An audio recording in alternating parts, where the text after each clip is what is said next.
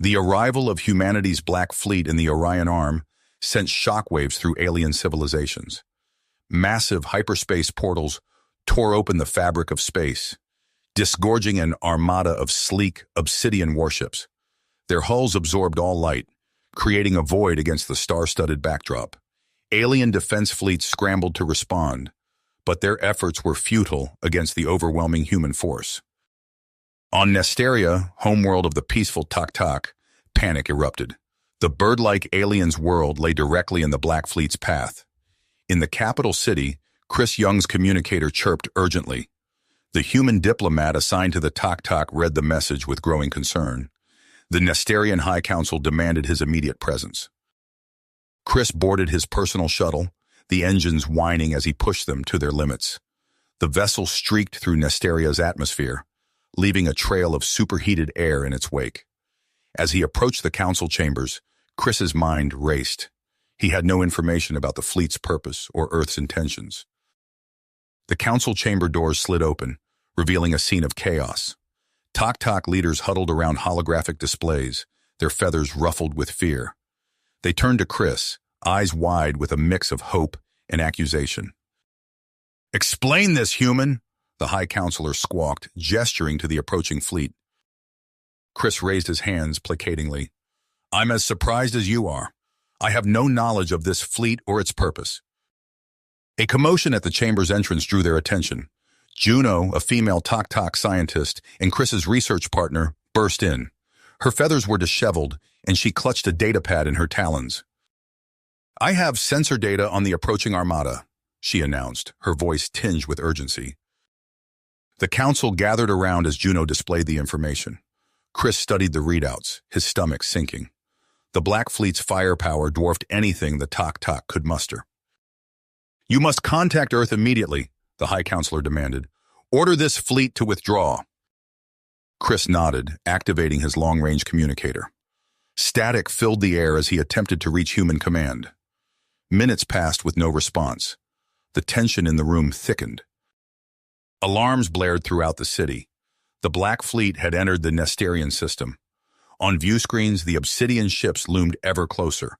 Reports flooded in of Tak-Tak civilians fleeing major population centers. The limited Nesterian military mobilized, though their efforts seemed futile against the approaching juggernaut. Chris found himself torn between loyalty to Earth and his affection for the Tak-Tak. He couldn't stand by and watch a peaceful race suffer. A desperate plan formed in his mind. "Juno," he said, turning to his Tak-Tak partner, "we need to make contact with the fleet directly. It's our only chance." Juno's feathers ruffled with surprise, but she nodded resolutely. Chris laid out his plan to the council. They would take his shuttle and attempt to communicate with the human ships.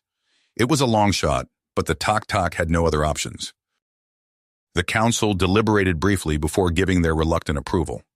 Chris and Juno raced to prepare the shuttle, gathering communication equipment and steeling themselves for the dangerous mission ahead. As they made final checks, the sky darkened. The first wave of Black Fleet ships entered Nesterian orbit, their massive forms blotting out the sun. Chris and Juno exchanged a determined look before sealing the shuttle's hatch. With a roar of engines, they launched into space, climbing through Nesteria's atmosphere. Ahead loomed the ominous silhouettes of humanity's warships, a stark reminder of the stakes. Chris gripped the controls tightly, his jaw set. Whatever the Black Fleet's purpose, he had to find a way to prevent conflict and protect the Tak-Tak. The fate of two species now rested in their hands. "Chris, I'm detecting an unusual energy signature surrounding the fleet," she reported, her feathers dripping with concern. Before Chris could respond, a shimmering barrier materialized before them. The shuttle's systems flickered and died, plunging the cockpit into darkness. Chris wrestled with the unresponsive controls as they drifted helplessly towards the massive human armada. "Juno, can you get communications back online?" Chris asked, his voice tight with tension. The Tak-Tak scientist's talons flew over the dead console. "Negative. All systems are non-functional. It appears the energy field is interfering with our technology." "Brace yourself," Chris warned as they were pulled into a cavernous hangar bay. The shuttle touched down with a gentle thud, its systems sputtering back to life now that they were inside the energy field. The hangar bay doors slid shut behind them, sealing off their escape route. Dozens of human soldiers in sleek black armor surrounded the shuttle, weapons raised. Chris took a deep breath, steeling himself for what was to come. "Follow my lead," he murmured to Juno as the shuttle's hatch hissed open. They emerged with their hands raised, Chris positioning himself slightly in front of Juno. The Tok scientist's feathers were flattened against her body, her eyes darting nervously between the armed soldiers.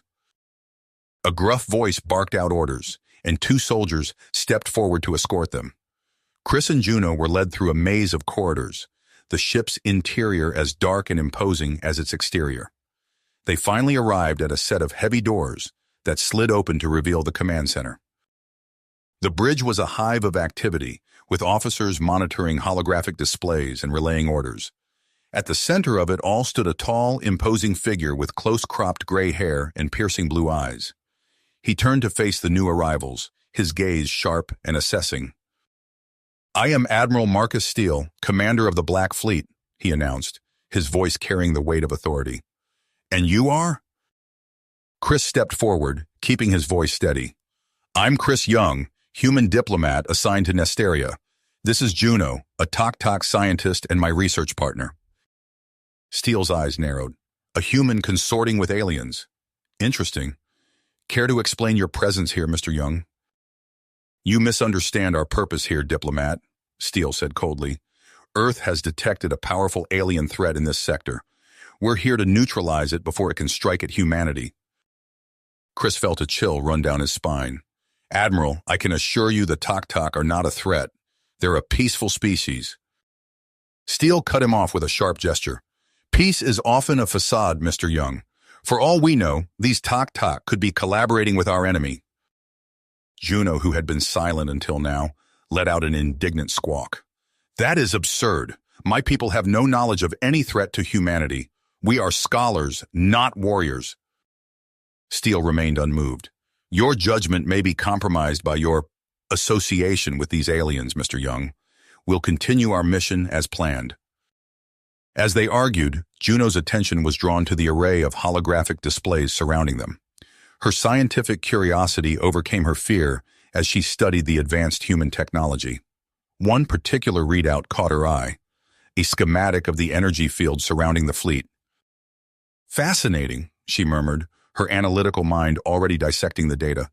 "This field isn't just defensive, it's a massive sensor array." Steele whirled on her, his hand moving to his sidearm. "Step away from that console, alien." Chris quickly intervened. "Admiral, please. Juno is a brilliant scientist. Her insights could be valuable." Before Steele could respond, an alarm blared throughout the command center. An officer called out, "Admiral, we're receiving a distress signal from New Eden Colony." "All ships, prepare for immediate hyperspace jump," Steele commanded. He turned to Chris and Juno, his expression grim.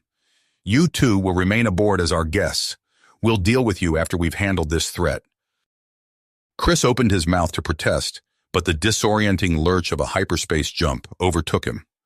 When reality reasserted itself, the view screen showed a terrifying scene of destruction around New Eden. The Black Fleet wasted no time engaging the crystalline ships. Human weapons fire tore into the alien vessels, shattering their hulls. But for every ship destroyed, the others seemed to adapt, their defenses evolving in real time. Chris and Juno watched in awe as the space battle unfolded. The Black Fleet's superior firepower was evident, but the alien ship's ability to rapidly change tactics was keeping them in the fight. As the battle raged, Juno's eyes remained fixed on the tactical displays. Her sharp mind analyzed the alien ship's movements, looking for patterns. Suddenly, her feathers bristled with excitement. "Chris," she exclaimed, "these ships, they're not piloted. They're moving in perfect synchronization, adapting as a single entity. It must be some form of hive mind control." Chris's eyes widened as he grasped the implications. This information could be crucial to defeating the alien threat. But would Admiral Steele listen to an alien's advice? Making a split-second decision, Chris darted towards the communications console. Before anyone could stop him, he accessed the fleet-wide broadcast system. Attention Black Fleet, his voice rang out across every ship. This is Chris Young. The alien scientist Juno has critical information about the enemy's control system. They're using a hive mind to coordinate their attacks. Focus your efforts on disrupting their communication signals. Steele roared in anger, ordering security to restrain Chris. But it was too late. The message was out. As Steele's men wrestled Chris to the ground, he locked eyes with Juno. The Tok scientist gave him a small nod, her feathers puffed with a mix of fear and grit. The fate of two species now hung in the balance. Would the Black Fleet heed Chris's unauthorized transmission? Could human ingenuity combined with alien insight turn the tide against this new threat? As Chris was dragged away from the bridge, these questions remained unanswered, the battle for New Eden continuing to rage in the void of space. Space as the battle for New Eden continued to unfold. Steele glared at Chris, his face a mask of fury. You've jeopardized this entire operation, Young. I should have you thrown in the brig for... An officer's voice cut through the tension. Admiral, we're seeing a change in the enemy's behavior. Their movements are becoming erratic, less coordinated. It's working, Chris said, struggling against the security officers holding him. Juno's insight. Quiet, Steele snapped, but his tone had lost some of its edge. He studied the battle readouts, his brow furrowed in concentration. After a long moment, he spoke again. Target those central structures Juno identified. Concentrate all fire on those points. The Black Fleet's weapons found their marks with deadly precision. Beams of energy lanced out, striking the crystalline ship's command nodes. One by one, the alien vessels went dark, drifting lifelessly in space. As the immediate threat subsided, Steele turned back to Chris and Juno. His expression was guarded, but there was a hint of grudging respect in his eyes. It seems we owe you our thanks, alien. Your observation may have saved many lives today. Before Juno could respond, a new voice rang out across the bridge. Admiral, if I may. A tall, lanky man with wild gray hair and thick glasses stepped forward. I'm Dr. Elias Vance, lead scientist for the Black Fleet. I'd like to request that Mr. Young and the Tok join my research team. Their insights could prove invaluable in understanding this new threat. Steele considered for a moment, then nodded curtly. Granted, but they remain under guard at all times. Chris and Juno were escorted to the ship's laboratory, a vast chamber filled with holographic displays and humming equipment. Dr. Vance immediately set them to work, poring over data from the battle and scans of the crystalline ships. Hours passed as they analyzed the enemy's technology and tactics. Juno's feathers bristled with excitement as she made a breakthrough. Chris, look at this, she exclaimed, pointing to a readout. The crystalline structures are highly sensitive to specific electromagnetic frequencies. If we could generate a powerful enough pulse at just the right wavelength, we could disrupt their entire network, Chris finished, his eyes widening.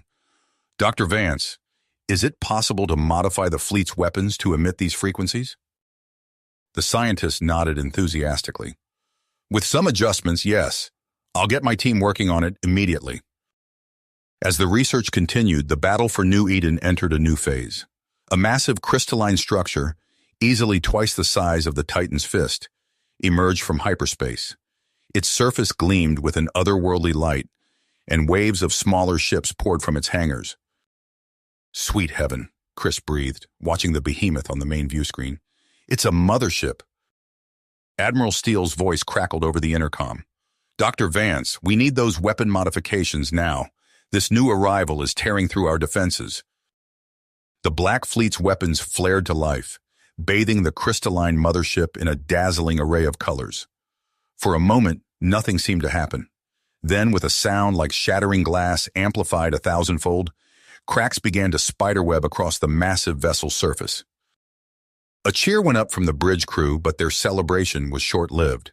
The mothership retaliated with a barrage of energy beams that sliced through several human ships like paper.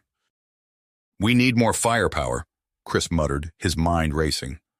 Suddenly, an idea struck him. Admiral, he called out, what if we use the fleet's energy field technology as a weapon?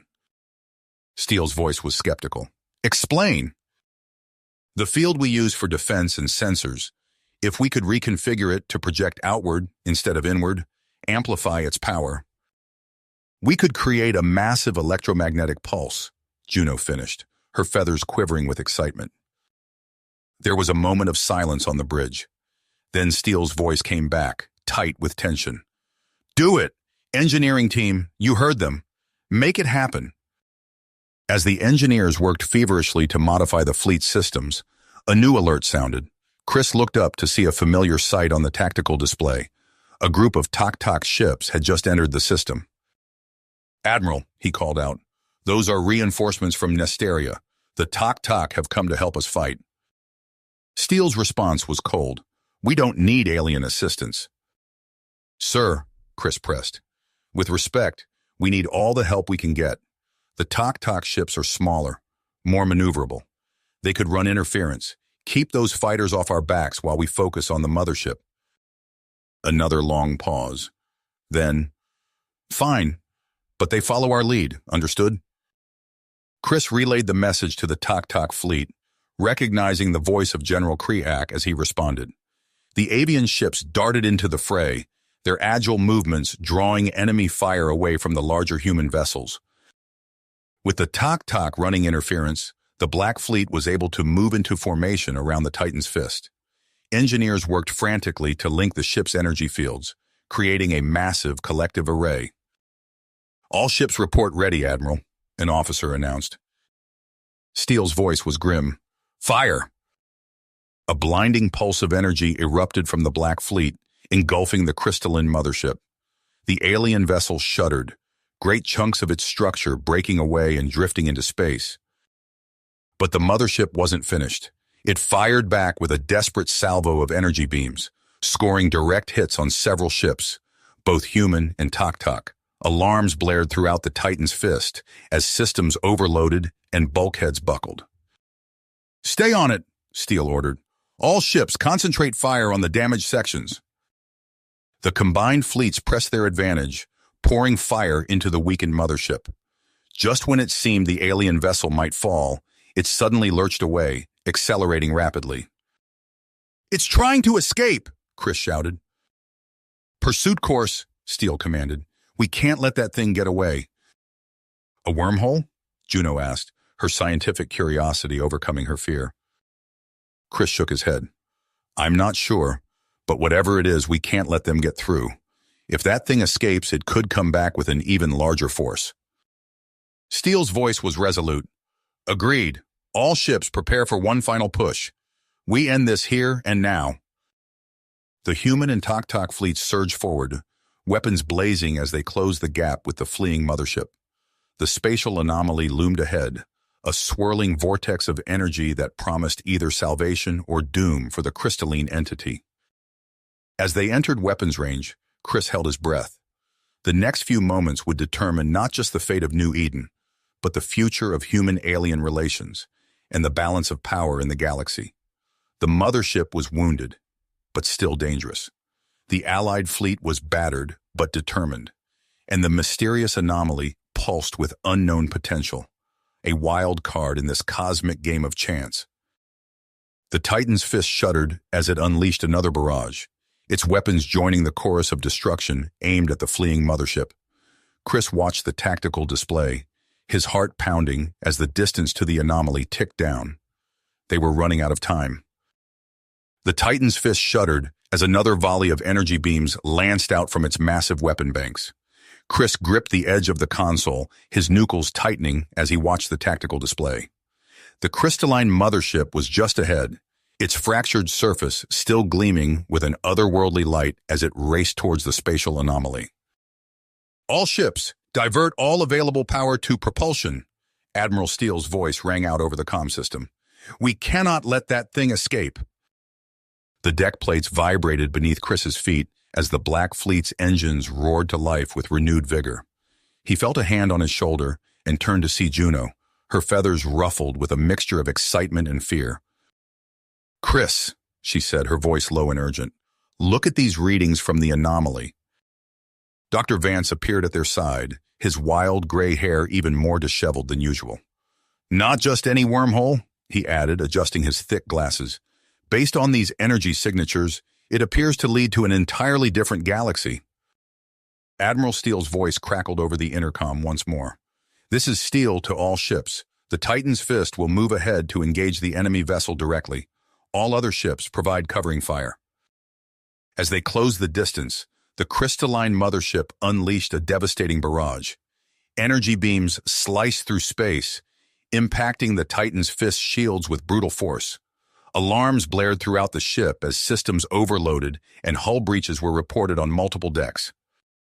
"Shields down to 30%, an officer shouted over the cacophony of battle. Chris braced himself against a bulkhead as the ship rocked from another impact. Through the view screen, he could see the mothership growing larger, its fractured surface a maze of light and shadow.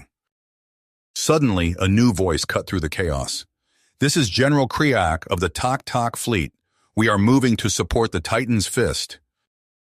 To Chris's amazement, he watched as the agile Tak ships darted forward, interposing themselves between the human flagship and the incoming fire. Their energy shields flared brilliantly as they absorbed hits meant for the larger vessel. "What are they doing?" Juno asked, her feathers quivering with surprise. "Saving our hides," Chris replied, a grin spreading across his face despite the dire situation. With the Tak running interference, the Titan's Fist was able to close to optimal firing range. The ship's main gun, a colossal particle accelerator running the length of the vessel, began to glow with building energy. "All ships concentrate fire on the mothership's propulsion systems," Steele ordered.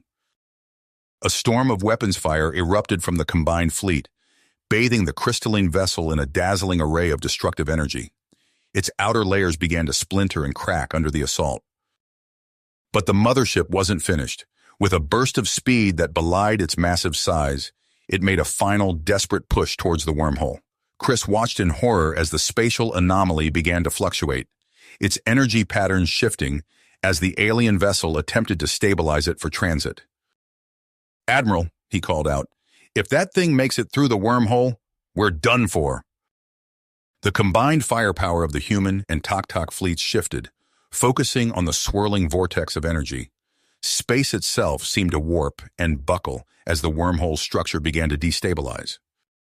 The mothership, mere moments from escape, suddenly found itself caught in a maelstrom of gravitational forces. Its crystalline structure, already weakened from the battle, began to warp and fragment. A high-pitched keening filled the comm channels as the alien vessel's hull stressed beyond its limits. With a silent flash that outshone nearby stars, the wormhole collapsed.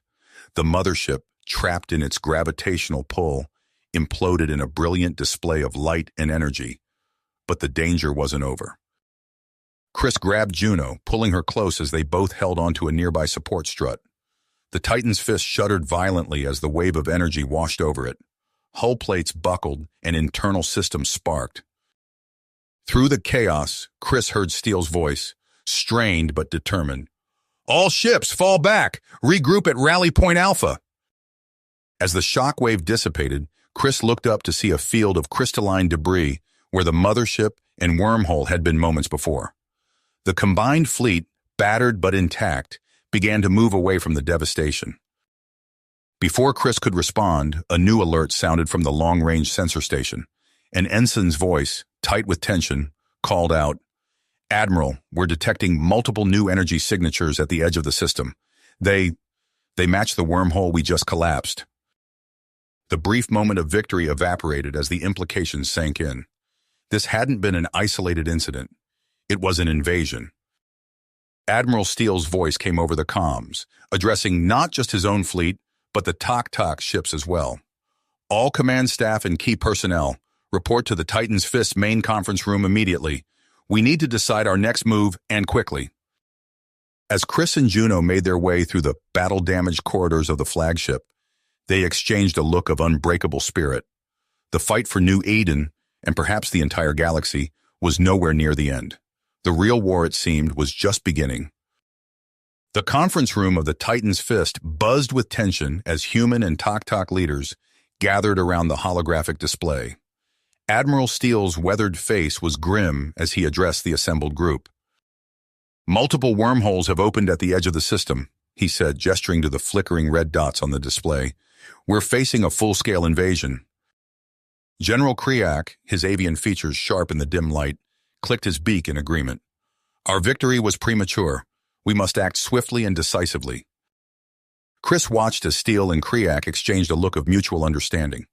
In that moment, he saw something he never expected. A bridge forming between two vastly different species, united by a common threat. "We stand our ground," Steele declared, his voice ringing with authority. "New Eden will not fall today." Kriak nodded, his feathers rippling with purpose. "The Tok stand with you, Admiral. Our ships are yours to command." As the two leaders began formulating a joint defense strategy, Chris felt a tug on his sleeve. He turned to see Juno, her eyes wide with an idea. "Chris," she whispered urgently, "we need to improve communication between our forces. The language barrier is slowing us down." He nodded, immediately grasping her point. "You're right. If we could coordinate in real time." They hurried to a nearby terminal, fingers flying over the keys as they worked to develop a rudimentary translation matrix. Dr. Vance joined them, his expertise in xenolinguistics proving invaluable. As the Allied fleet took up defensive positions around New Eden, Chris and Juno's work bore fruit. The new translation system, while far from perfect, allowed for near instantaneous communication between human and Tok ships. The effect was immediate and dramatic. Tok fighters wove seamlessly between the larger human vessels, their movements perfectly synchronized. The Black Fleet's immense firepower was now guided by the Tok's superior maneuverability and tactical acumen. Chris allowed himself a moment of pride as he watched the integrated fleet operations on the main view screen. But the feeling was short-lived. A massive energy surge lit up the sensors as the enemy fleet emerged from the wormholes. Chris's breath caught in his throat as he saw the new threat at the center of the formation. A colossal crystalline ship that dwarfed even the previous mothership. "By the stars," Juno gasped beside him. "What is that thing?" Admiral Steele's voice cut through the stunned silence. "Designate that ship as Hive Queen. All ships, prepare for engagement." As the enemy fleet approached, a strange interference began to crackle through the communication systems. Chris winced as a high-pitched whine assaulted his ears. Dr. Vance, his wild hair even more disheveled than usual, burst onto the bridge. "It's a psychic field," he exclaimed. "The Hive Queen is emitting some kind of quantum-entangled signal. It's controlling the entire enemy fleet instantaneously." Chris watched as Steele's eyes narrowed, his tactical mind already formulating a plan. "If we take out that ship, we could disrupt the entire enemy force," Chris finished, the implications clear. As Steele outlined his daring plan to use the Titan's fist as a battering ram, Chris felt a surge of adrenaline. This was it, the moment that would decide the fate of New Eden and perhaps the entire galaxy. "I'm going with the strike team," Chris announced, surprising even himself. Steele raised an eyebrow. "You're a diplomat, not a soldier, son." "With respect, Admiral, I have experience with both human and Tok operations. I can bridge any communication gaps in the field." After a moment's consideration, Steele nodded. "Very well. Gear up and report to the shuttle bay." The next few minutes passed in a blur as Chris donned combat armor and checked his weapons. He found himself standing beside General Kriak and a squad of elite Tok commandos, their alien features set with steadfast perseverance. The shuttle bay doors opened, revealing the chaos of battle outside. Crystalline ships clashed with the Allied fleet, energy beams and explosions painting the void in a deadly light show. As they rocketed towards the Hive Queen, Chris watched in awe as the Titan's fist plowed through the enemy formation. The massive ship's reinforced hull glowed white-hot from the impacts, but it held firm, creating a temporary corridor for their approach. Chris's heart pounded as he followed General Kriak into the alien vessel. The crystalline corridors pulsed with an otherworldly light, and strange, drone-like creatures scuttled in the shadows. As they fought their way deeper into the ship, Chris marveled at the seamless coordination between human and Tok forces. The translation matrix allowed them to communicate effortlessly, their different physiologies and combat styles complementing each other perfectly. Suddenly, they encountered a new threat. Humanoid figures made of living crystal emerged from the walls, their faceted forms gleaming menacingly. "Crystal Guardians!" Kriak screeched, raising his energy rifle. The close-quarter combat was intense and brutal. Chris found himself back-to-back with a Tok-Tok commando, their movements synchronized as they fended off the relentless Guardians. As they neared the central chamber, Chris's calm crackled to life. Admiral Steele's voice came through, tight with stress. "Strike team, we're running out of time. The enemy is pushing towards New Eden. Whatever you're going to do it fast." With renewed urgency, they burst into the Hive Queen's core. Chris's eyes widened as he beheld a massive crystalline structure housing a being of pure energy, the true form of the Hive Queen. As General Kriak began setting explosive charges, Chris felt a strange presence brush against his mind. The energy being was trying to communicate. Chris staggered, overwhelmed by the influx of information. The crystalline entities weren't invaders. They were refugees, driven to desperate measures by the death of their own reality. As General Kriak raised the detonator, Chris found himself facing an impossible choice. Destroy the Hive Queen and save New Eden, or risk everything on the chance for a peaceful resolution. With the battle raging outside and time running out, Chris took a deep breath, knowing his next words could change the course of galactic history. Kriak's talon depressed the detonator. For a heartbeat, nothing happened. Then a deep rumble shook the crystalline chamber. Cracks spider-webbed across the walls, and the energy being at the core flickered like a dying star. "Move!" Chris shouted, already sprinting for the exit. The strike team followed, their boots and talons clanging against the fracturing floor. Behind them, the Hive Queen's core imploded. A shockwave of energy rushed through the ship's corridors, nipping at their heels as they ran. Chris felt the heat on the back of his neck, saw the walls around them starting to disintegrate. They burst into the hangar bay just as their shuttle's engines roared to life. Chris dove through the hatch, Kriak right behind him. The shuttle lifted off, lurching as debris pelted its hull. Through the view screen, Chris watched the Hive Queen break apart. Massive chunks of crystal tumbled into space, glittering in the light of nearby stars. But it wasn't just the ship that was dying. Chris could almost feel the alien consciousness fading, its final emotions, a mix of confusion and sorrow that made his chest tight. As they sped away from the disintegrating behemoth, the battle around them shifted dramatically. The once coordinated attacks of the crystalline fleet became erratic. Ships collided with each other or fired at empty space. The Black Fleet surged forward, their weapons finding easy targets among the chaos. Tok-Tok fighters darted between larger vessels, picking off stragglers with surgical precision. As the shuttle docked with the Titan's fist, alarms began blaring. Chris rushed to the bridge, arriving just in time to hear an ensign's frantic report. "Admiral, multiple energy signatures detected. The enemy ships, they're trying to open wormholes." Steele's eyes narrowed. "Like hell they are. All ships, new priority. Stop those wormholes from forming. We can't risk letting a single one of these bastards escape." On the Titan's Fist's observation deck, Chris stood alone, staring out at the aftermath. The adrenaline of battle had faded, leaving him hollow.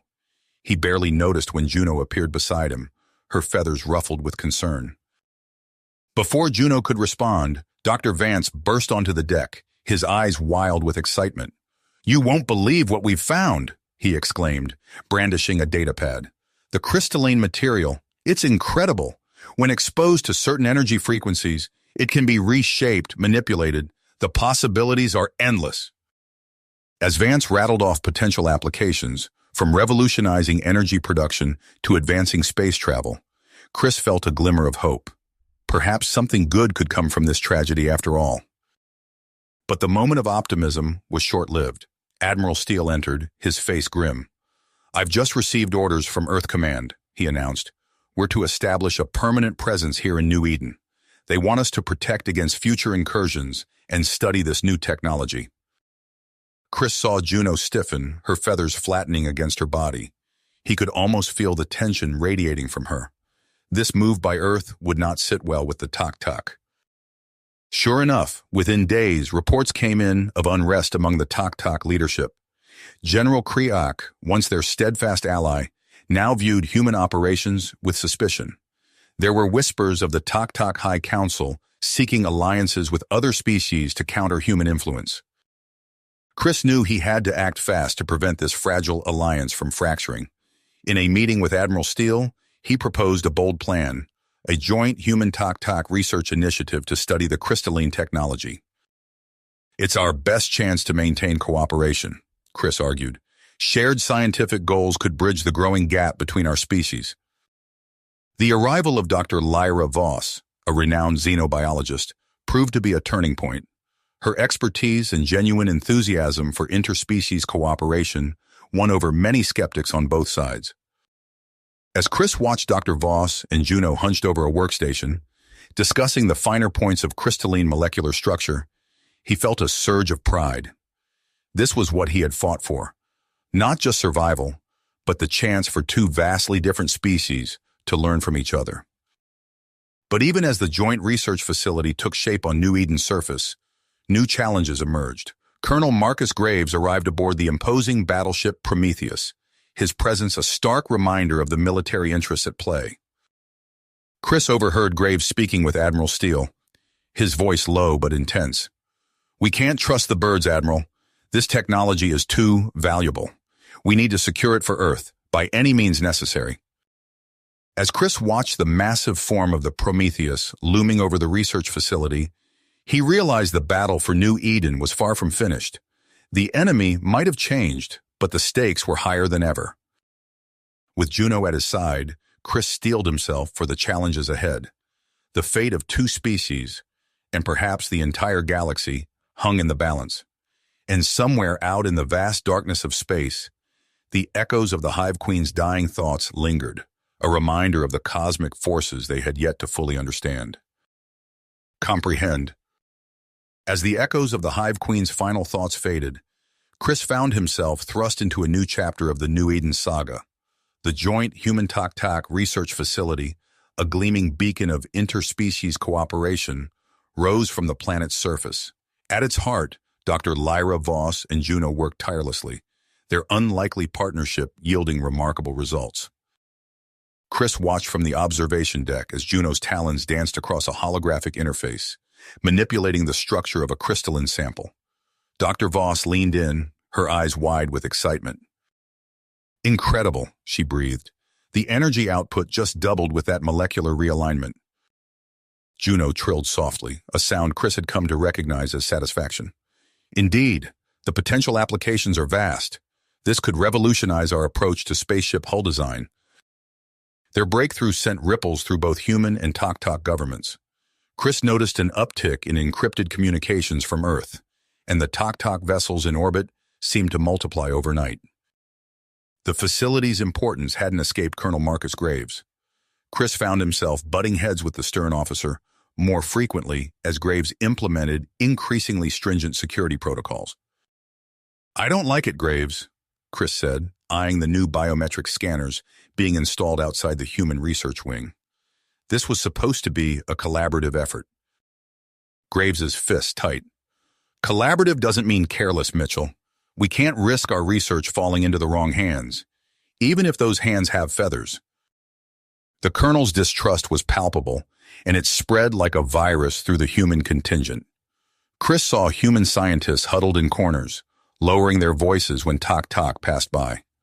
The mess hall, once a bustling hub of interspecies mingling, slowly segregated itself. Determined to bridge the widening gap, Chris organized joint training exercises for the human and Tok security forces. He watched with growing hope as the two species worked together, overcoming communication barriers and learning to leverage their unique strengths. Admiral Steele's hologram flickered to life in the command center.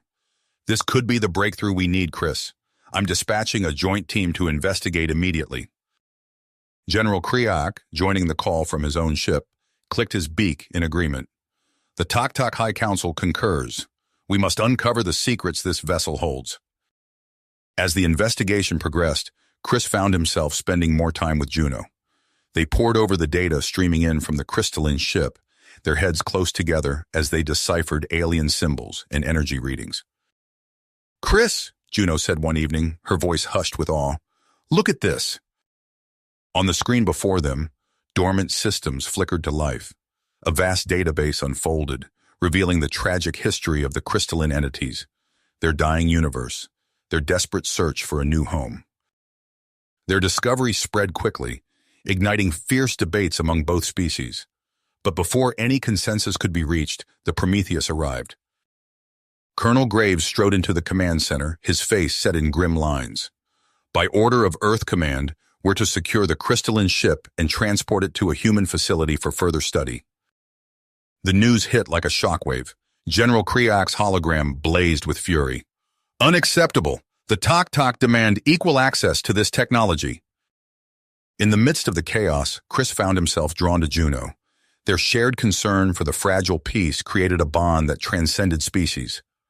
Late one night, as they stood watching the tense standoff from the observation deck, Chris felt Juno's feathered hand brush against his. "There must be another way," she said softly. Inspiration struck Chris like lightning.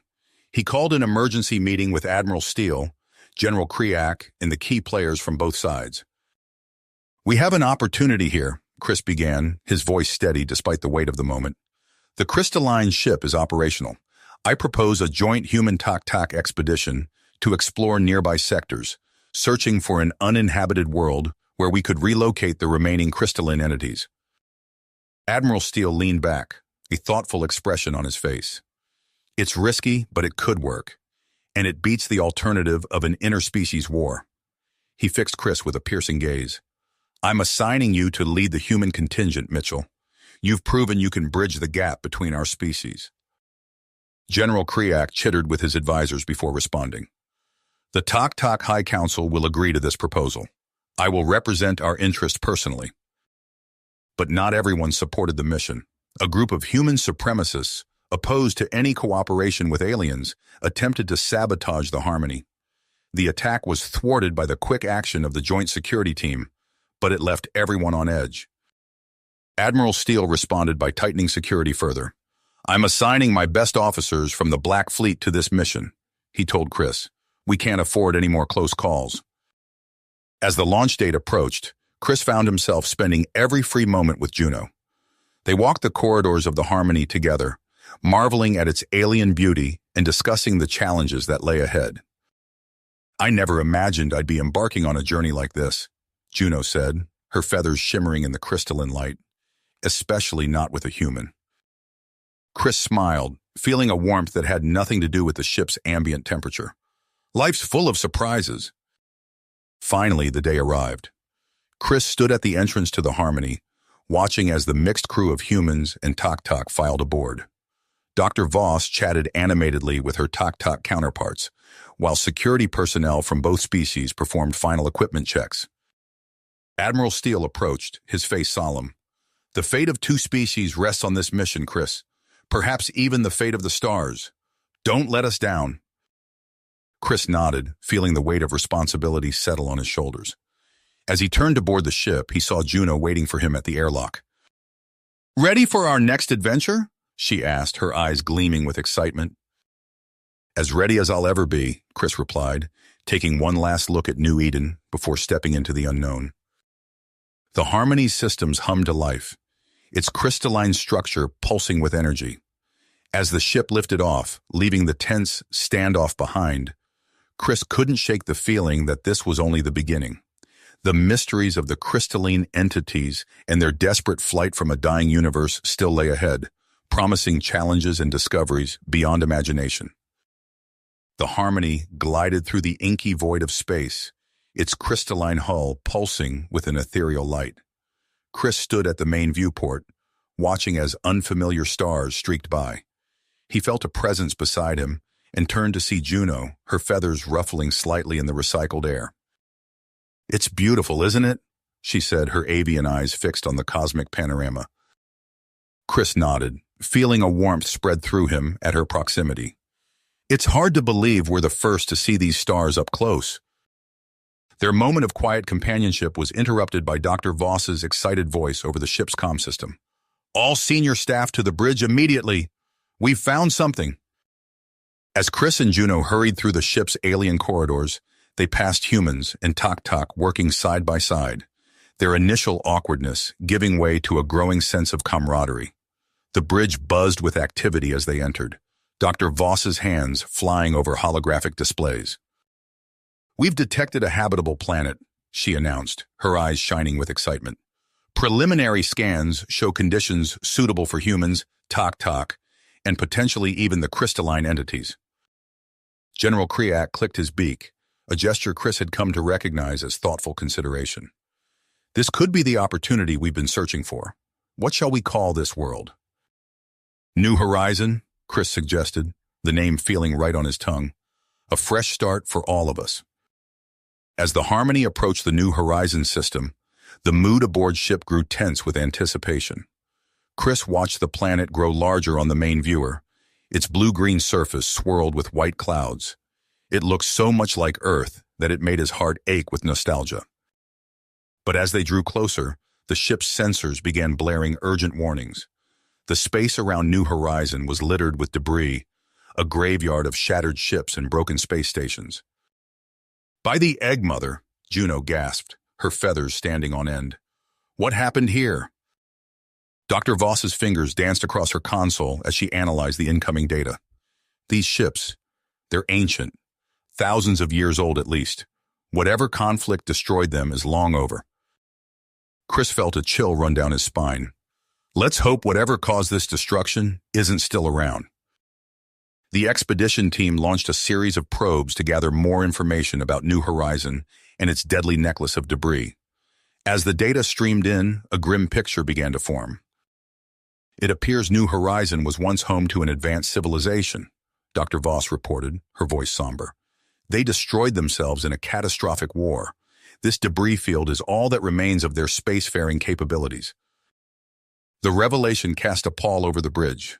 Chris saw his own shock and dismay mirrored in the faces of both humans and Tok.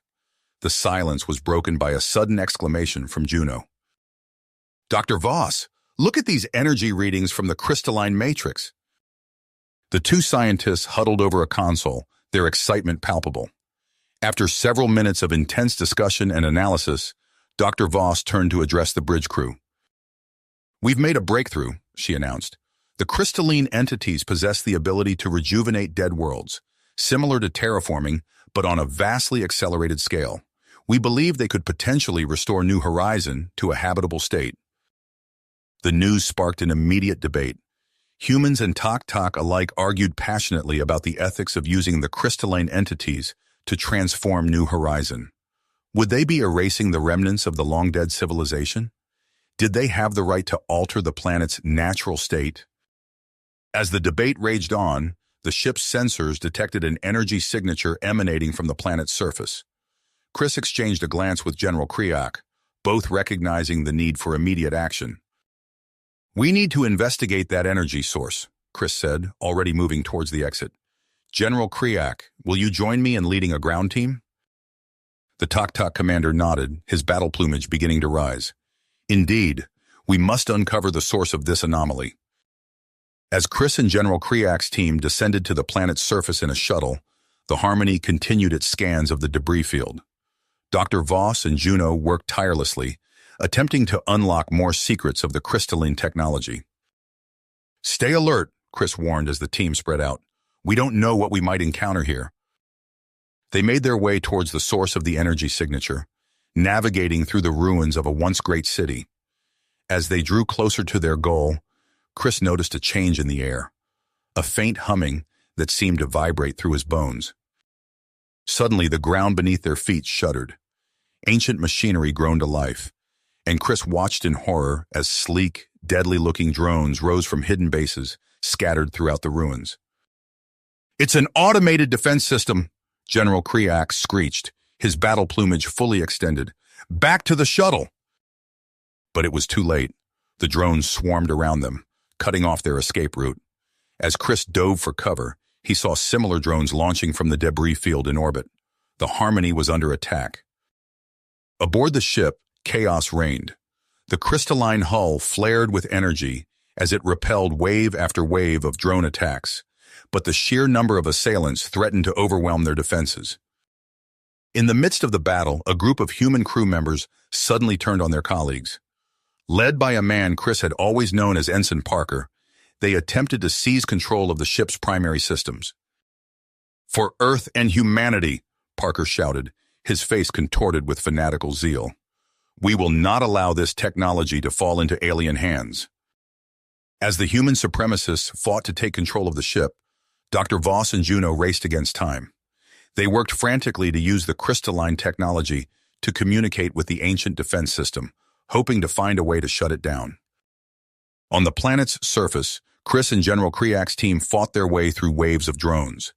They pushed forward, determined to reach the central control facility and deactivate the planetary defenses.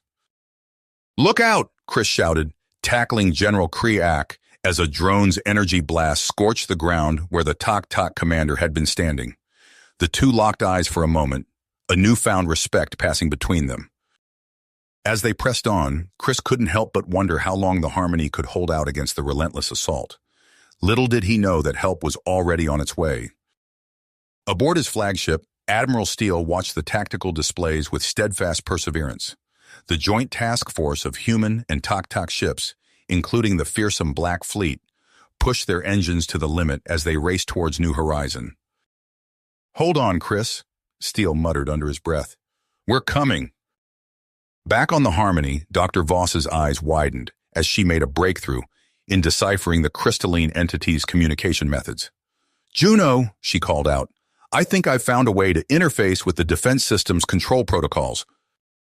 As Juno hurried over, her feathers singed from a near miss with a saboteur's weapon, the ship shuddered under another barrage of drone attacks. Time was running out.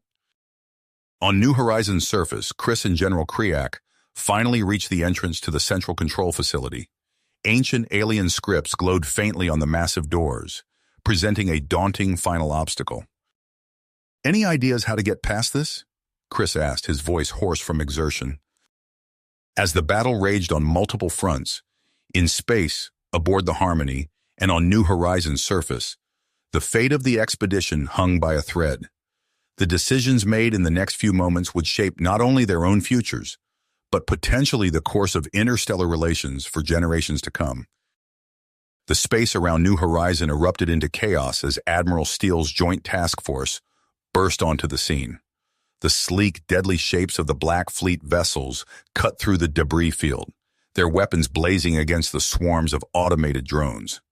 Tok ships swooped and dove alongside their human allies, their unconventional designs complementing the tactical formations of Earth's finest.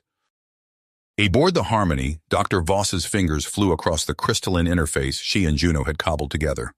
"If we can just—" "There!" she exclaimed as a shimmering field of energy enveloped the ship, deflecting a barrage of drone attacks.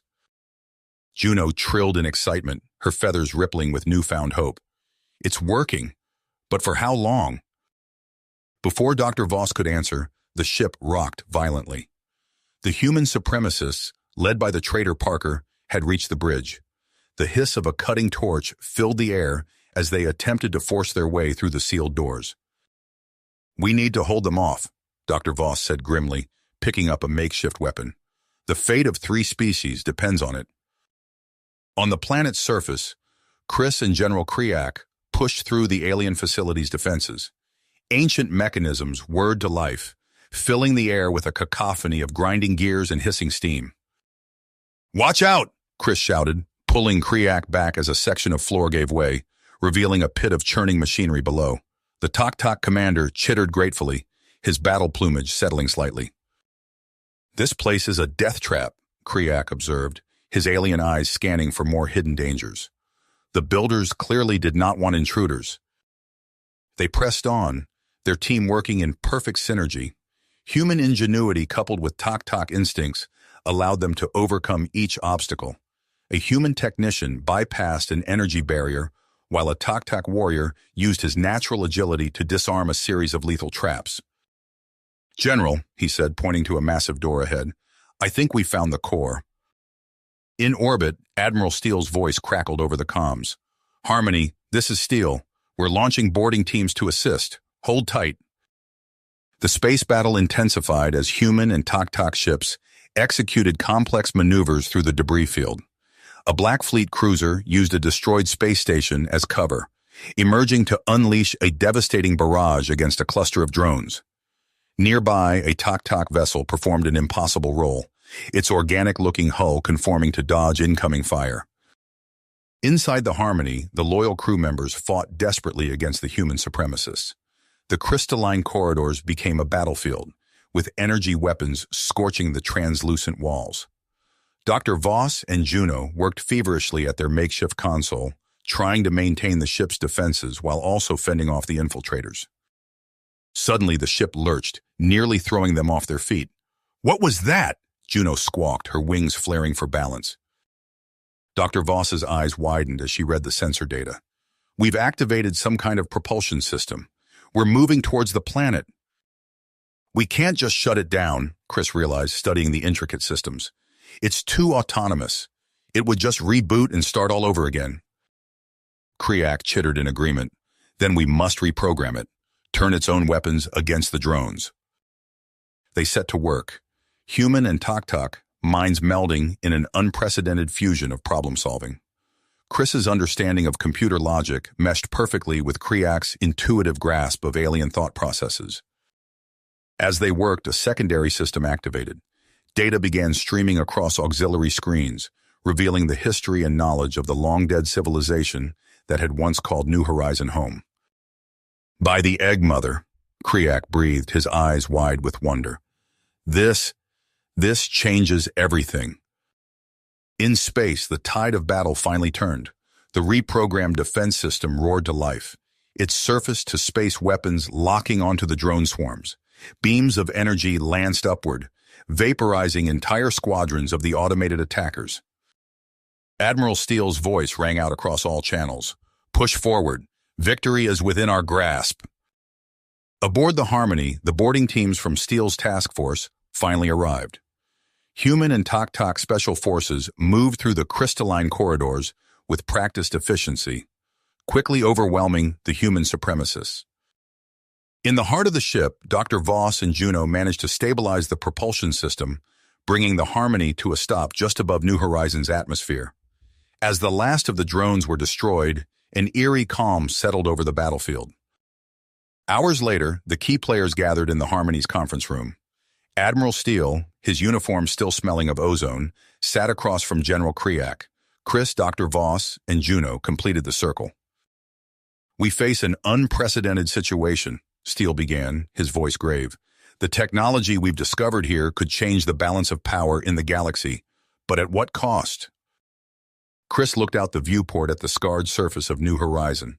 "And what about the crystalline entities? They need a home, a chance to rebuild." Juno trilled softly, her avian features unreadable to human eyes. "Perhaps there's a way to preserve the knowledge we found while still using this world to save another species." Admiral Steele stood, his posture straight despite the fatigue evident in his eyes. "We need more information before we can make a decision of this magnitude.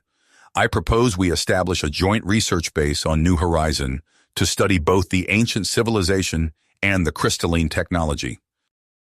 General Kriak clicked his beak in agreement. "A prudent suggestion. This will allow us to make an informed decision while also strengthening the bonds between our species." As the others nodded their assent, Chris couldn't help but feel that this was just the beginning. The mysteries of New Horizon and the crystalline entities were far from solved, and the repercussions of their discovery would echo across the stars for years to come. The conference room fell silent as the weight of their decision settled upon them. Admiral Steele's gaze swept across the faces of those gathered, human, Tok, and the avian Juno, each representing a different perspective on the unprecedented situation before them. "We have an opportunity here," Steele said, breaking the silence. "Not just to save a species or advance our scientific knowledge, but to forge a new path forward for interstellar cooperation." Dr. Voss leaned forward, her eyes bright with excitement. "What if we could use the crystalline entities to rejuvenate New Horizon while simultaneously preserving the legacy of the civilization that came before?"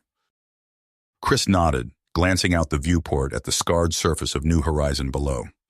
"It's ambitious, but I think we have the expertise and the technology to make it work."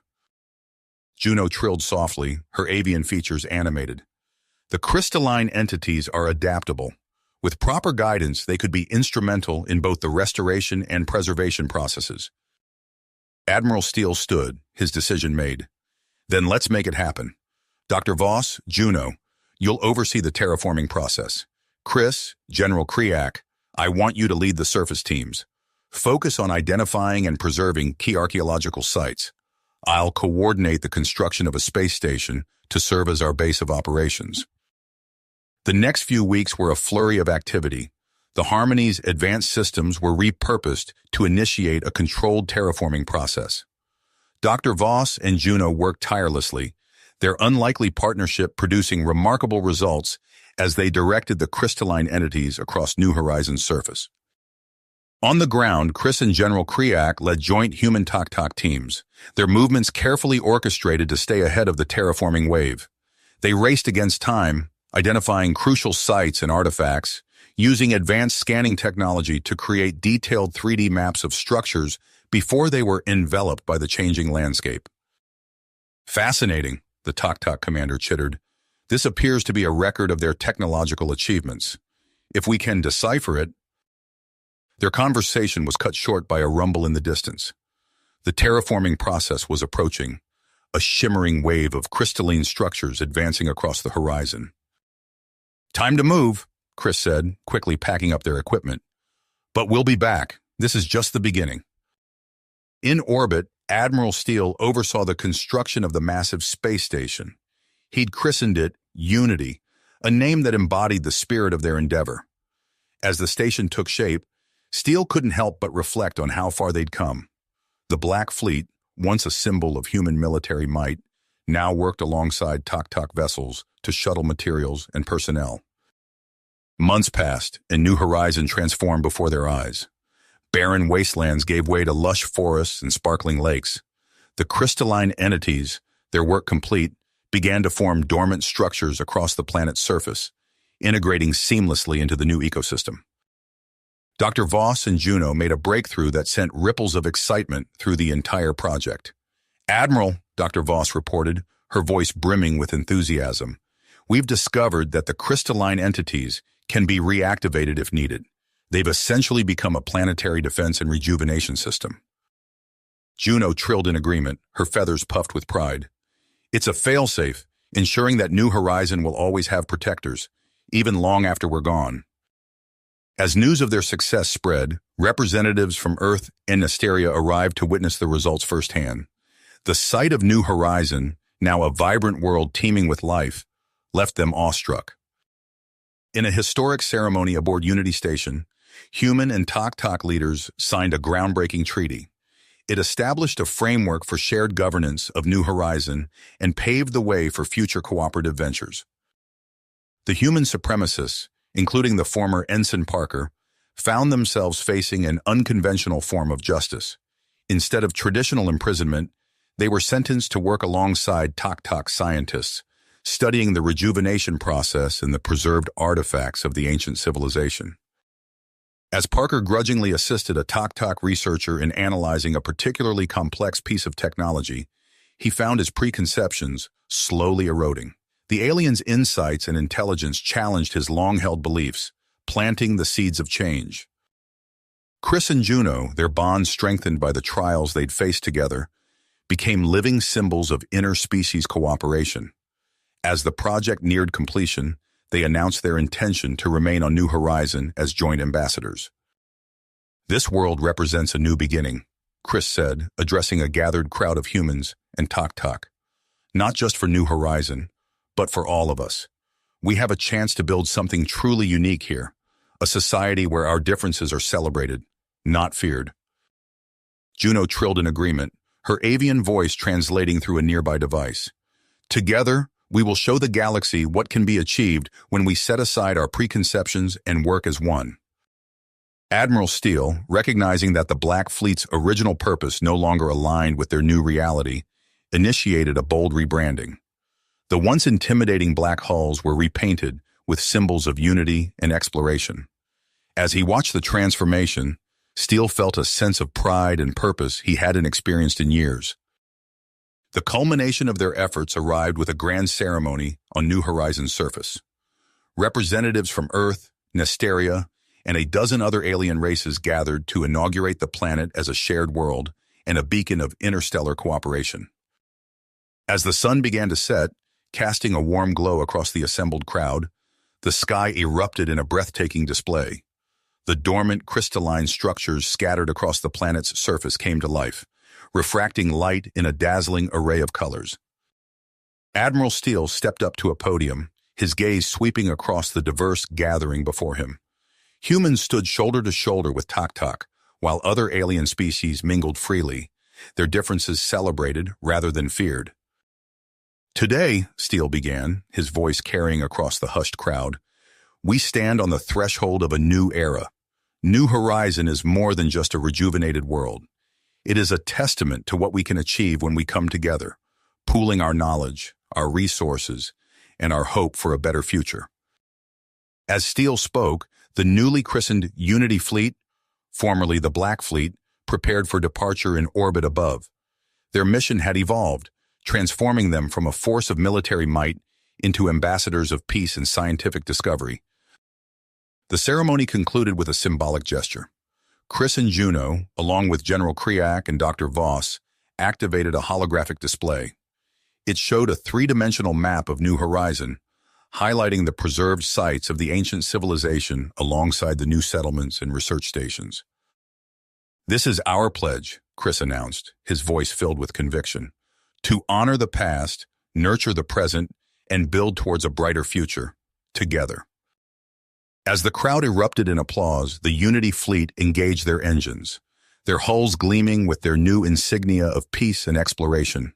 They streaked across the sky, leaving behind a world transformed and a legacy of hope.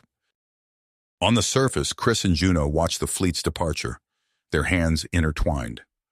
The challenges ahead were numerous, but as they looked out over the rejuvenated landscape of New Horizon, they knew that this was just the beginning of an extraordinary journey. You have reached the end of the story. If you enjoyed this story and want to support us, please leave a like and subscribe to our channel, and for every comment that says 88, I will heart every single one of them. Thank you for your time.